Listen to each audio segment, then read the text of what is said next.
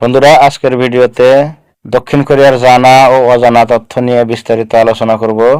ভিডিওটি অবশ্যই শেষ পর্যন্ত দেখবেন। দক্ষিণ কোরিয়া পূর্ব এশিয়ার একটি রাষ্ট্র, যা কোরীয় উপদ্বীপের দক্ষিণাংশ নিয়ে গঠিত। এর সরকারি নাম কোরীয় প্রজাতন্ত্র।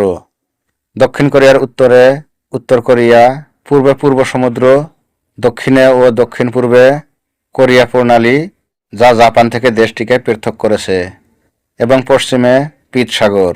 সিউল হচ্ছে দক্ষিণ কোরিয়ার বৃহত্তম শহর ও রাজধানী। দ্বিতীয় বিশ্বযুদ্ধ শেষ হবার পর কোরীয় উপদ্বীপের উত্তর অংশটি সোভিয়েত ইউনিয়নের সেনারা এবং দক্ষিণ অংশটি মার্কিন যুক্তরাষ্ট্রের সেনারা দখলে রেখেছিল। এ থেকে উত্তর কোরিয়া ও দক্ষিণ কোরিয়া রাষ্ট্রদ্বয়ের আবির্ভাব হয়। 1950 থেকে 1953 সালে কোরীয় যুদ্ধের পরে ধ্বংসপ্রায় দক্ষিণ কোরিয়া 1993 সালে এসে বিশ্বের সবচেয়ে বড় অর্থনীতিগুলির একটিতে পরিণত হয় এবং সেই সঙ্গে এশিয়ান 4 ড্রাগনে পরিণত হয়। উত্তর কোরিয়ার সরকারি নাম রাখা হয় গণতান্ত্রিক গণপ্রজাতন্ত্রী কোরিয়া, আর দক্ষিণ কোরিয়ার সরকারি নাম রাখা হয় প্রজাতন্ত্রী কোরিয়া। তারপর উত্তর কোরিয়ার রাজধানী হয় পিয়ংইয়াং, আর দক্ষিণ কোরিয়ার রাজধানী হয় সিউল। বর্তমানে দক্ষিণ কোরিয়াকে টাইগার অর্থনীতির দেশও বলা হয়। কোরিয়ান সংস্কৃতিতে ড্রাগন হলো শক্তিমত্তা, জ্ঞান, সাহসিকতা, সৌভাগ্যের প্রতীক। জাপান, ভিয়েতনাম, কোরিয়া কোনো না কোনো সময় চীন শাসিত হওয়ায় এদের সংস্কৃতিতেও ড্রাগনের প্রভাব অনেক। দ্রুত শিল্পায়ন ও জিডিপির প্রবৃদ্ধিতে উচ্চ মান সংরক্ষণ করে পূর্ব এশিয়ার 4টি দেশ হংকং, সিঙ্গাপুর, দক্ষিণ কোরিয়া এবং তাইওয়ান বর্তমানে উন্নত দেশের কাতারে অন্তর্ভুক্ত। দ্রুততম সময়ে আর্থিক দিক দিয়ে শীর্ষ অবস্থানের কারণে এদেরকে অনেকে উদীয়মান টাইগার, আবার অনেকে ড্রাগন অর্থনীতির দেশ হিসাবে নামকরণ করেন। উত্তর কোরিয়া ও দক্ষিণ কোরিয়া যুদ্ধের পর দক্ষিণ কোরিয়া ছিল বিশ্বের অন্যতম গরিব দেশ। তখনকার রিপোর্ট অনুযায়ী আফ্রিকার অন্যতম দরিদ্র দেশ কঙ্গোর চেয়েও অর্থনৈতিকভাবে খারাপ অবস্থানে ছিল দক্ষিণ কোরিয়া। কোরীয় যুদ্ধে নিহত হয়েছে হাজার হাজার সামরিক এবং বেসামরিক নাগরিক। যুদ্ধ পরবর্তী খাবারের স্বল্পতার কারণে কোরিয়ানদেরকে জাতিসংঘ এবং বিভিন্ন সংস্থা দেওয়া খাবারের পিছনে ছুটতে হয়েছে। যুদ্ধে ধ্বংস হয়েছিল অধিকাংশ মৌলিক অবকাঠামো। স্বাভাবিকভাবেই কোরিয়ার অর্থনৈতিক এবং সামাজিক অবস্থা ছিল একেবারেই নিম্ন অবস্থানে। দক্ষিণ কোরিয়া তাদের কৃষিভিত্তিক অর্থনীতি থেকে বেরিয়ে অবাধ বাণিজ্য ও রপ্তানিমুখী কৌশল এ দেশের সীমানা উন্মুক্তকরণ সহ নিজেদের স্বল্প মজুরির শ্রমশক্তিকে কাজে লাগিয়ে শিল্পায়ন এবং পরিকল্পিত আর্থিক সেবার মাধ্যমে সমুদ্রবন্দর অবকাঠামো উন্নয়ন 60 থেকে 90-এর দশক পর্যন্ত টানা জিডিপি এ হার 10-এর কাছাকাছি ধরে রেখেছে।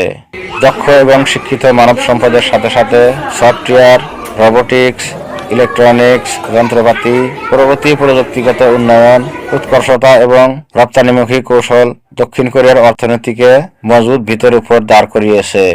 বর্তমানে জাহাজ নির্মাণে বিশ্ব নেতৃত্ব দিচ্ছে দক্ষিণ কোরিয়া। টানা 5 বছরের বেশি সময় ধরে ইন্টারনেটের গতিতে Korea number 1। Samsung, LG, Hyundai সহ 10টিরও বেশি কোম্পানি এখন সারা বিশ্বের ভাগা ভাগা কোম্পানিগুলোকে পিছনে ফেলেছে। এছাড়াও বিশ্বের সেরা এয়ারপোর্টের দখল অনেকদিন ধরেই ইনচন এয়ারপোর্টের হাতে। বিশ্বের সবচেয়ে বড় ডিপার্টমেন্টাল স্টোর দক্ষিণ কোরিয়ার পোর্ট সিটি বুসানে আর্থিক যোগ্যতা বিবেচনায় বৃহৎ অর্থনীতির দেশে পরিণত হয়েছে। এত দ্রুত সময়ে অন্য কোনো দেশ এত বেশি উন্নত হতে পারেনি বলেই উন্নয়নশীল দেশগুলোর জন্য দক্ষিণ কোরিয়া একটি মডেল। বড় বড় অর্থনীতিবিদ থেকে শুরু করে ইকোনমিস্ট কিংবা গার্ডিয়ানের মতো বিখ্যাত পত্রিকাগুলো অর্থনীতির জন্য কোরিয়াকে মডেল হিসাবে উপস্থাপন করেছে। দক্ষিণ কোরিয়ার সংস্কৃতি অদ্ভুত হয়েছে প্রাচীন সংস্কৃতি থেকে। 1948 সালে কোরিয়ার বিভক্ত হওয়ার ফলে উত্তর কোরিয়া এবং দক্ষিণ কোরিয়ার সংস্কৃতির তারতম্য দেখা দিয়েছে। বর্তমান দক্ষিণ কোরিয়ার সংস্কৃতি হচ্ছে অত্যাধুনিক। অর্থনৈতিক ও সামাজিক উন্নয়নের কারণে পোশাক পরিচ্ছদ, রন্ধন, বাসস্থান ইত্যাদিতে জীবনযাত্রার মানের পরিবর্তন হয়েছে, আর এভাবে সৃষ্টি হয়েছে দক্ষিণ কোরিয়ার আধুনিক সংস্কৃতি।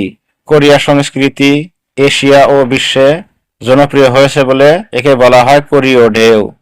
উত্তর এবং দক্ষিণ কোরিয়ার বর্তমান রাজনৈতিক বিভক্তিকরণই আধুনিক কোরীয় সংস্কৃতি।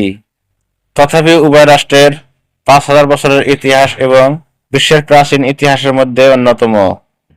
দক্ষিণ কোরিয়ার জনপ্রিয় সঙ্গীত হচ্ছে কে পপ, যেটি দক্ষিণ কোরিয়াকে বিশ্বখ্যাত করে তোলার সবচেয়ে গুরুত্বপূর্ণ ভূমিকা পালন করেছে। সাম্প্রতিক বছরগুলিতে কে পপ বিশ্বব্যাপী সঙ্গীত শিল্পে তার অবস্থানকে বিশিষ্ট করে তুলেছে। দুটি জনপ্রিয় দল হল বিটিএস এবং ব্ল্যাকপিঙ্ক। এটি বিশ্বের লক্ষ লক্ষ ভক্ত নিয়ে সমস্ত সাংস্কৃতিক বাধা অতিক্রম করেছে। বিপ্লবী সঙ্গীতের পাশাপাশি দক্ষিণ কোরিয়া চলচ্চিত্র জগতেও অনেক দূর এগিয়েছে। আপনি যদি কিমচি না দেখেন তাহলে আপনার দক্ষিণ কোরিয়া ভ্রমণ অসম্পূর্ণ থেকে যাবে। এটি একটি ঐতিহ্যবাহী খাবার এবং দক্ষিণ কোরিয়ার সবচেয়ে জনপ্রিয় খাবারগুলির মধ্যে একটি। এই খাবারের সবচেয়ে স্বতন্ত্র গুণ হলো এর তীব্র গন্ধ এবং মশলাদার স্বাদ।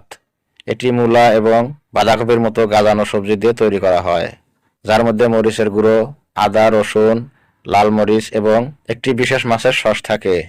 হানবক হলো দক্ষিণ কোরিয়ার ঐতিহ্যবাহী পোশাক। এই শব্দটির আক্ষরিক অর্থ কোরিয়ান পোশাক।